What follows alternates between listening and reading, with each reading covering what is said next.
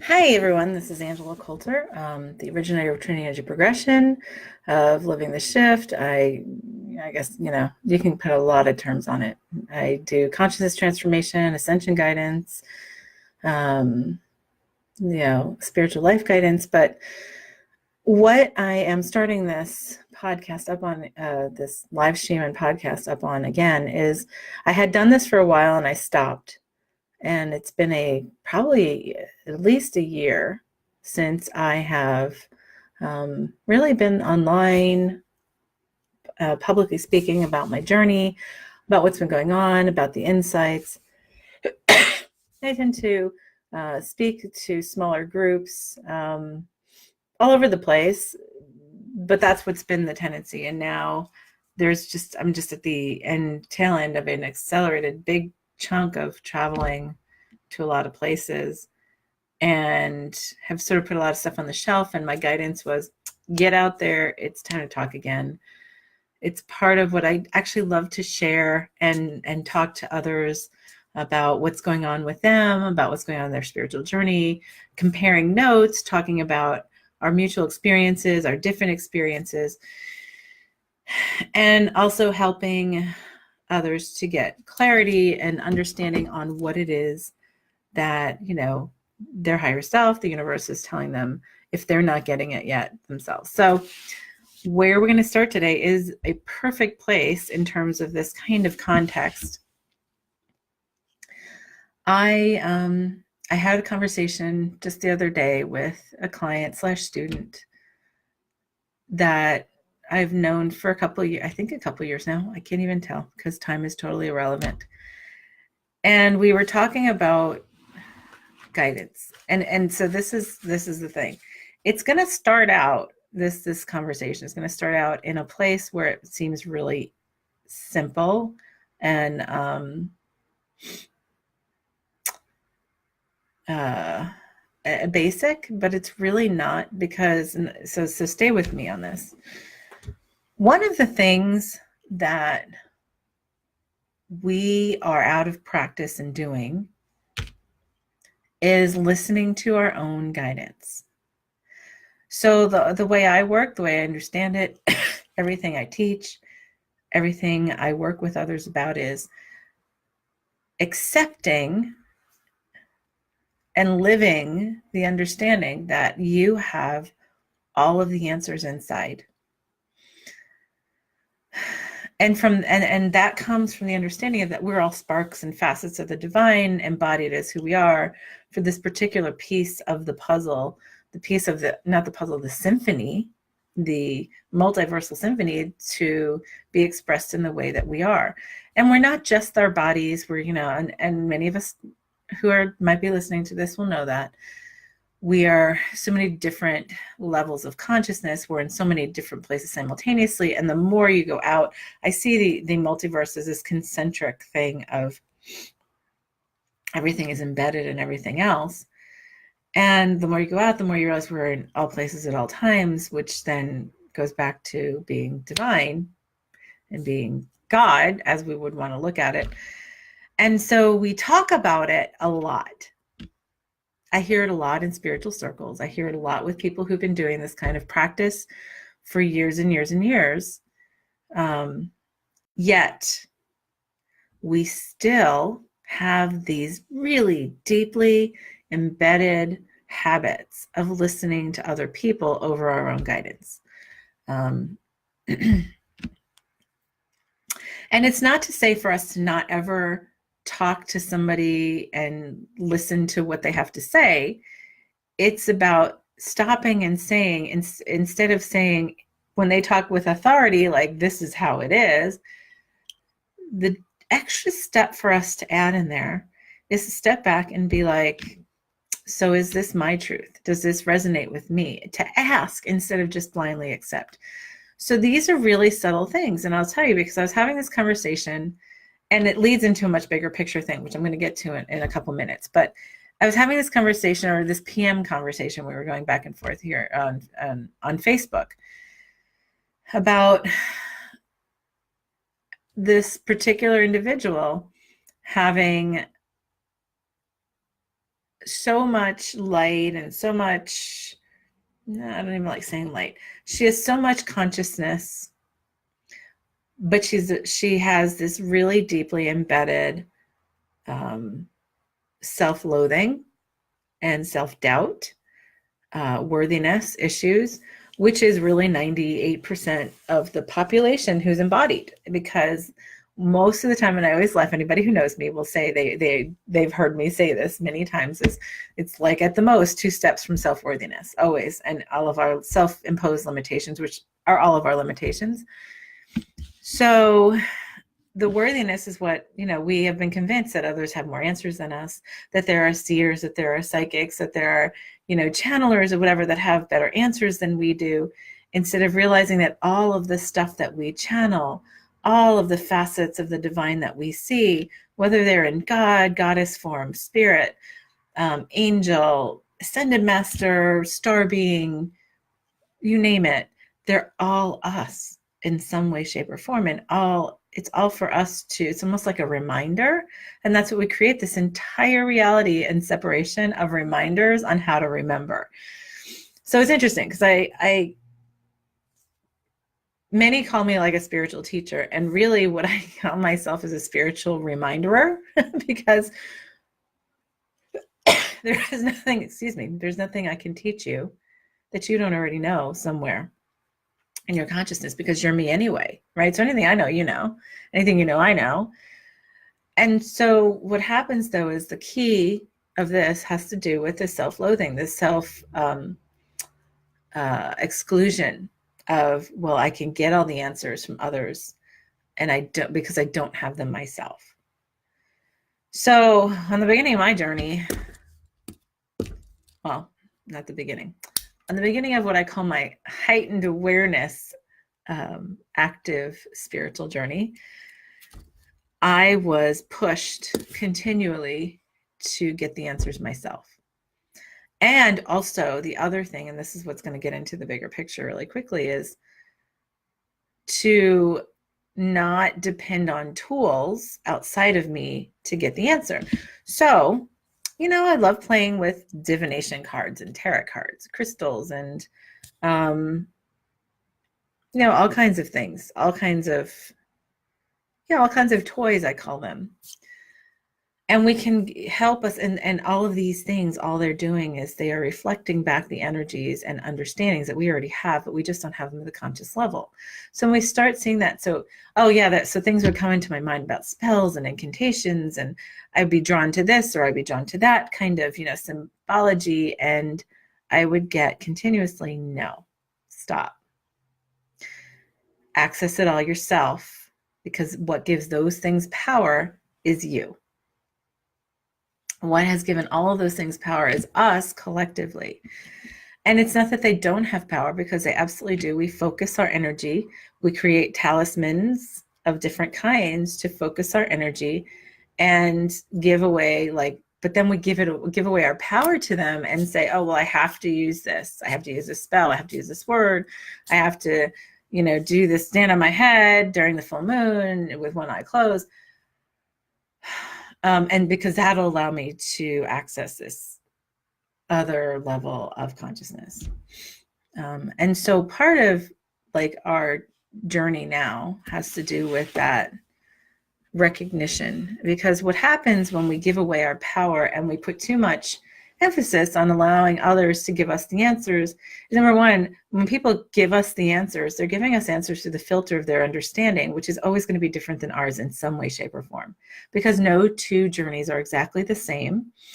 I have this pen, and if nobody's ever seen a purple pen before and they don't have it in their society, they would maybe call it a crayon, or they would call it a color pencil, or whatever, and I would just call it a pen because I like purple ink.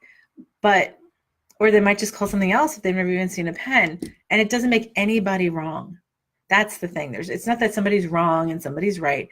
I was even in a conversation with somebody just last week who I just dearly, dearly, I love her. And we usually are very eye to eye on stuff, and we got into a little bit of a debate about stuff. And then I said, well, I see things this way. And she said, well, you're wrong. And I'm like, but wrong is just duality and ego based.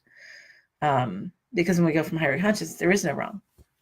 And that's one of the things, that I really talk about, because there's just higher consciousness and perspective and how the filters translate to different kind of stories, And then I said, well, we're just going to have to agree to disagree, which is fine. We're just going to have to agree to have different truths because that's how it is. And I listened to what she had to say.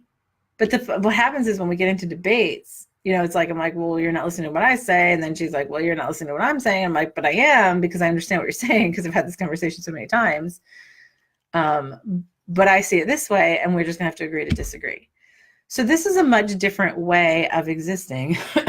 And it sounds like a very elementary thing, but it's one of our most fundamental challenges. And I'm going to go into this sort of this experience that I just recently have been having. So part of my travels took me to Peru a couple of weeks ago. And that was a really beautiful, expansive, transformative experience. I had resisted going for so long to Peru because of other life things that I had issues with from Peru. And so there was all that for me to clear out and resolve and whatever. Anyway, so going down into a different country, and I always recommend to people to travel, because traveling outside of our comfort zone and outside of our core circle where we live, where we have all of our habits and stuff, it takes us out of our patterns and it helps us to see others, right? So I was very aware of many of the practices, especially the Incan practices. And I was, and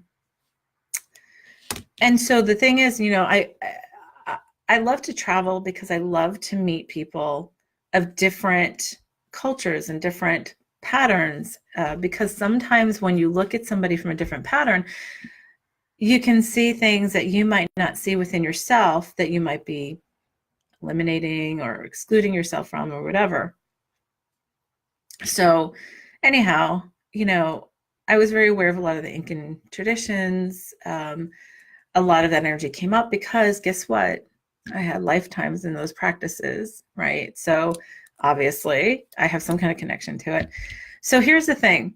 When we come to the table, if I go back to what I was talking about, having to do with, allowing ourselves to trust our own guidance and listen to our own guidance over everyone else's, and still listen to everyone else's guidance, right? So this is the next step. The next step is, because when we become very comfortable and confident in listening to our own inner guidance and knowledge, then we can trust that everything around us has some sort of tidbit of information as a message for us, right? So when we can do that, then things become far more colorful and interesting, because I'm not looking at something whether somebody's right or wrong. I'm looking at it as, okay, so here we come to the table and you and I are divine. So instead of coming to the table and saying, wow, you're so different than me, it's coming to the table and saying, wow, we're so much the same. We're different facets of the same divine consciousness. And when we do that and we start from a common point instead of starting from a foreign exclusionary point, then it's far easier to say, okay, so where are our similarities, right? Because first, when we start looking from the heart in a place of love and unity of where are our similarities, then when we look at the differences, we can say, so how does that fit in? Does that fit into my truths? Does that fit into my understandings? Or is that a message for me to look at something differently in a different way? And then it becomes a far more fluid and enjoyable experience than saying, oh no, well, I'm right and you're wrong. This is what I believe. And oh, look, this is just so like arcane, or this is so prehistoric, or this is so blah, blah, blah, because these are judgments that we give when we believe that we're right and somebody else is wrong, or we're more up to date, we're more, we're better than other people. And when we stop doing that, because it's all from the ego, we can look from a higher perspective and higher consciousness and be like, okay, so you're divine and so am I. You're another facet. You're probably another, well, it's another soulmate, right? If we're all one that I haven't seen for a while, maybe, right? And I actually met some people like on the trip to Peru that were just instant recognition, instant comfort, um, instant familiarity, right? And because when we're looking for that connection versus the separation and the exclusion, then it changes the experience entirely, right? So anyhow, so I was very aware of a lot of the Incan traditions and whatever, and so the more we were in it, went through the ruins, the more I remembered from other lifetimes, right? And this is why I call myself a reminder versus a teacher, right? A spiritual teacher, a spiritual reminder, because it's really simply hitting the buttons or the frequencies that allow us all to remember the stuff ourselves, right? Helping you to access that if you haven't yet remembered how to. And so down there in Peru, one night we were in a restaurant I think it was a restaurant or, well, sort of like a restaurant where they do this traditional Peruvian cooking where they dig the hole and they do this like wooden fire and then they put the food in layers and they put stuff on top of it and it all comes out beautifully. But anyway, they had this beautiful piece of property with this gorgeous view of, there was like a big river coming by and then there's just like mountains of the Andes everywhere around. And then when it got dark, because it takes a while, I think it was like an hour or so for all that stuff to cook. We look up into the sky and there were just these amazing stars, right? You could see the Milky Way, which I hadn't seen in ages, right? And so all I wanted to do was lay down on the grass and look up at the stars, which I did. And while I'm looking up at the stars, there's all of a sudden this visage of a woman in my face, right? So a vision, which was really interesting. And so I was like, she looked really familiar. She felt really familiar. She had two bowls in her hands and she just looked at me and she said, choose. And I was like, choose what? Right? Because right away the mind starts to go. And I'm like, and I'm looking at her and I feel the familiarity again. I feel the connection, the wholeness with her, the oneness with her. And I was like, so I know you're a goddess face. I know you're the embodiment of a goddess. And I'm not quite getting who that is, who you are yet. And she just sort of smirked at me and said, choose. And I said, well, what am I choosing? And she didn't answer me. And I said, well, can I choose both? I can choose both, right? Because we have choice. And she said, well, that is a wise discretion, but not the answer. And I was like, oh, okay.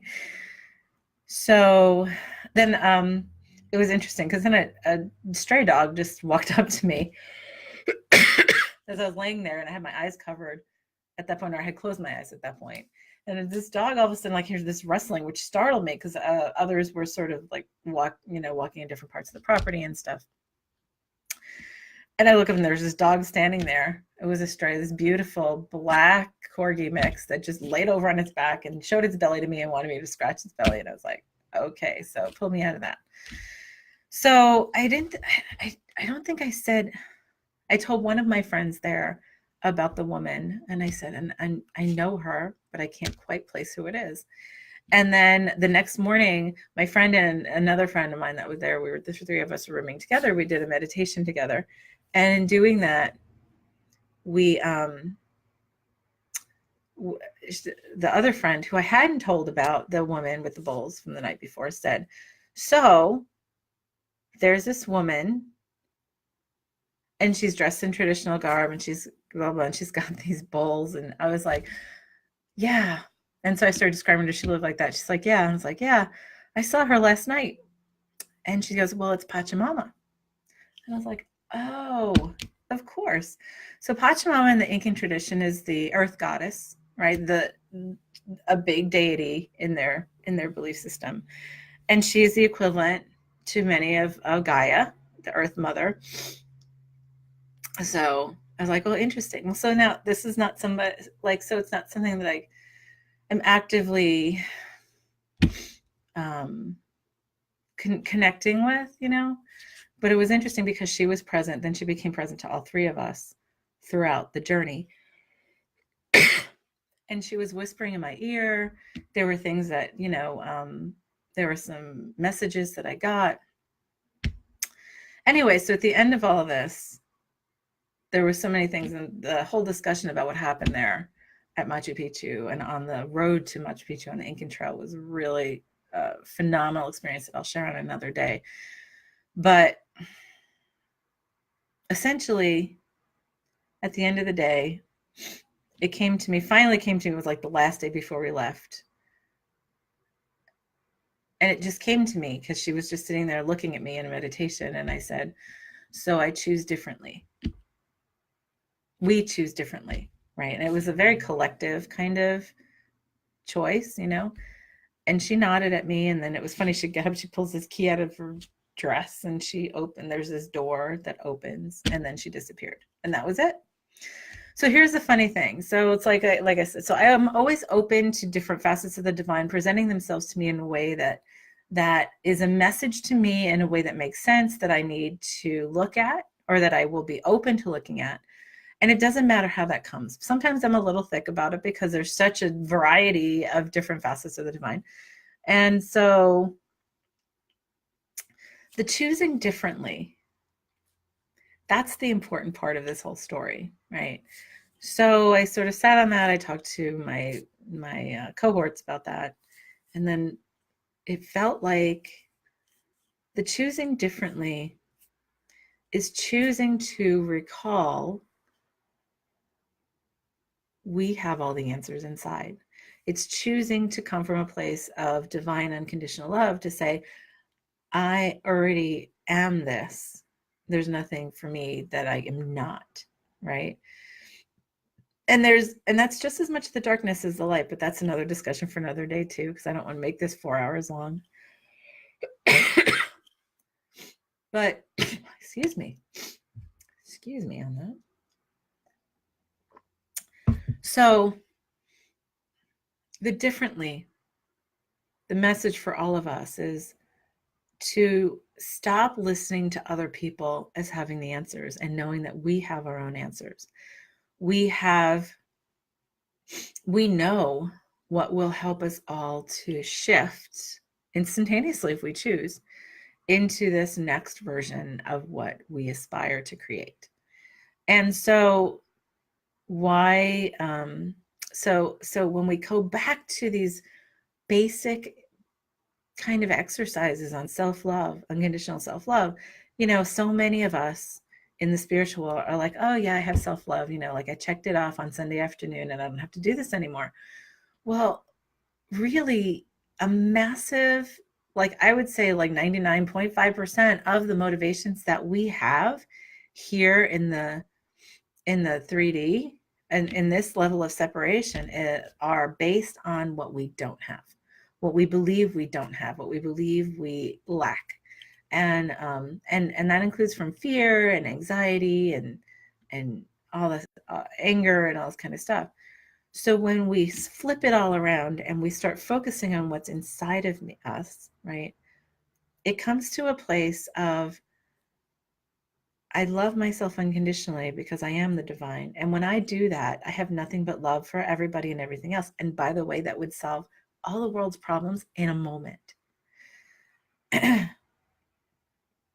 It is simple, yet we're so steeped and drowning in complexities and separation that we forget the simplicity of unity and wholeness and unconditional love. The more I travel, the more I meet people of different practices, the more I look at, even understand what others practice and study, the more I recognize similarities more than I recognize differences.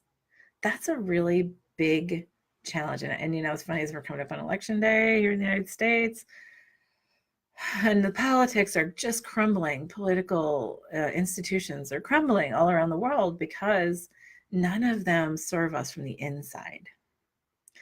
And it's time for us to shift. And I don't know what that looks like. I wish I did. Well, I do know what it looks like. I just haven't remembered yet, actually. So, but it's for us to remember together, right? So if we choose differently, right? If we just live by choosing differently, and choosing differently means we have, my understanding in remembrance is that we have peaked in remembrance and divinity and unity multiple times and then crashed and started over again, right? Which is why on the archaeological side, we have for years claimed, oh yeah, no, people didn't exist here older than, longer than this. And this was a fact. And this was a fact. Now, all of a sudden, because of our technology, we're finding stuff that's way older that's showing proof of advanced civilizations because we've done this. We've come to advanced civilizations, even more so advanced than where we are now, and we've crashed from lessons of the ego and separation and exclusion. And now it's time for us to do it differently. It's time for us to pull it inside, to say, nope, it's all from unity. And how do we do that? In a place of authenticity and unconditional love. And it sounds, some people say, well, that sounds really nice and pretty, but it doesn't work. It does. Because the more we live there, the more we improve where we are, in terms of our consciousness, because the more we're in unconditional love and unity, the more we understand, the more we're connected to others, the more all of these things that we call psychic abilities become just second nature. Telepathy and understanding and empathy and all this kind of stuff, we already have, all of us have that, right? No, not just some people who are special. We're all there. It's a matter of how much we allow ourselves to remember. So when we shift that perspective, that tiny little perspective, it changes everything. So that's something for you to consider, and where we start is looking within, finding a way and a practice that allows you to practice unconditional love and trust and acceptance that you are divine and perfect and amazingly, infinitely powerful, that you can actually access all this information. You can access all facets of the divine. It's what I teach in Trinity Energy Progression. It's what I help people to get to a place to do. But there are many practices that can do that. So that is, look at your practice, look at whatever your practice is or your collection of practices. And if you're depending too much on the opinion of somebody else, if you're depending too much on somebody telling you what you should do or what you should see, that's something to step away from, to say, okay, it's time for me to step up and realize that I have all those answers in myself, because the longer I depend on somebody else to do it, the less I'm going to see myself. So, because it becomes, it's a habit, right? It's a habit for us to say, oh, I'd rather have somebody else tell me the answer. And then because we have so much judgment, often it's judgment within ourselves. So again, that's unworthiness. Then we don't want to look at that stuff. We'd rather have somebody else tell us, because then we feel like, well, and I don't have to look at it myself. Yeah, it's time to change all that. That would be the easiest, quickest way for us to shift differently, so that we don't have to crash again, so that we can actually get to this next iteration, which we do. We get there. I mean, there's no time and space. We're already there. It's a matter of realizing it and remembering. So that's it for today. That's quite a bit in a half hour. And that's what came to me in guidance, meditation to talk about this morning. But this will be every Thursday for now. I'm not sure if I'm going to do this on this kind of live stream, or if it's just going to be recorded elsewhere, like on Zoom, and then put up as podcasting, which I'm going to do this with this anyway. But join me every Thursday, pass the word on, share it with your friends and people who are, really looking to but we're all like looking to be together on shifting to this next level, because it's all about the sharing. Thank you, and have a great day.